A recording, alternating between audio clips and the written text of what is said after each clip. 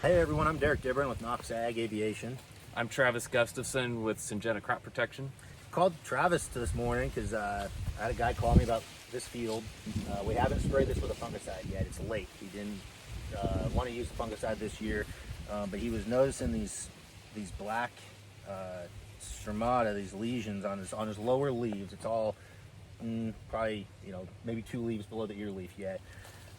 It's August 15th today. And he's wondering if there's anything he can do or if he should spray a fungicide now, Travis. Right, so what we're finding is tar spot out in this field, and it's, like Derek said, it's below the ear leaf. And so the first thing I'm going to look at when I'm in a field like this is I'm going to look at the growth stage. So this is the ear we just pulled, and it's pretty fully dented. I mean, maybe it's beginning dent, but we got dents all the way up and down the ear.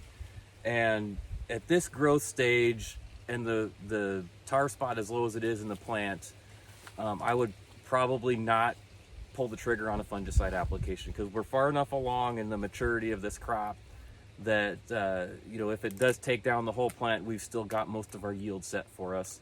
And we have to look at that return on investment. Are we going to gain enough yield from a fungicide application to pay for what we lost from the tar spot? And if it just comes into the field this late in the game, we're probably not going to look at a fungicide application.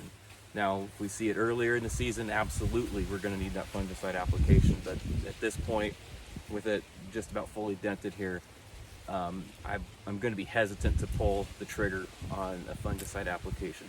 Some people might want to go ahead and do it, and that's fine because they're probably going to think about stock strength at the end of the season, and that's completely legitimate. So if you're concerned about standability, if you're not going to be able, nobody can harvest all their corn in one day, so they might want to put on a fungicide for harvest management. But as far as disease control, we're maybe a little bit past that prime time for at least this field. There's other fields that it might still work on. So you're saying yield set basically in this year. Basically, we got what we got here, and this looks great. Yes. Standability wise, though, you mentioned that a little bit. Yep. So when does that become a concern? I mean, this is low enough on the plant where maybe we're not concerned with standability. Yep. I think that's an important part of the equation too. So yeah, I mean, if we get a disease, either southern rust or tar spot above the ear leaf, that's going to signal to the plant because it uses all the leaves above the ear to fill that ear out and get grain fill. So if the plant senses disease above the ear leaf, it's going to say, hey, I got problems up here. Let's start pulling out of the stock to fill this ear, and that's when we get standability.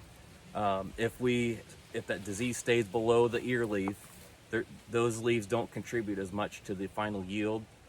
It's not going to be as critical for that plant. It's still going to be able to use the upper leaves, upper canopy to fill the grain. So if we keep it below the ear, I think we're golden as far as standability goes. Okay, good to know. Yeah, so I mean, I get that question a lot, and it sounds like, to summarize, if the disease is below the ear, or let's just say if it's above the ear, there's a chance that it could signal to the plant, hey, I'm trying to fill this ear, I'm still working on my ear. It's going to start pulling energy from the stock, which is why we could have standability issues at harvest. But if it's below the ear, then it's a good chance we'll be okay, and shouldn't be any standability concerns. And from a yield standpoint, we've already addressed economically that fungicide maybe wouldn't pay in this case because of how far. And you're maybe going to want to watch the weather ahead.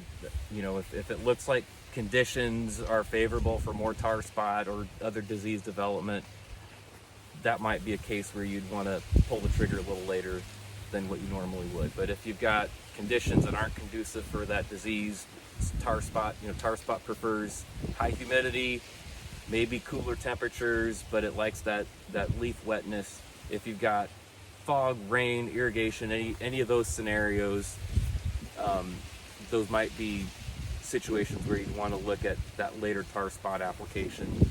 But as far as this goes, this is set, but you might want to watch your standability at this point. Good, awesome. Thanks, All right, Travis. thanks a lot.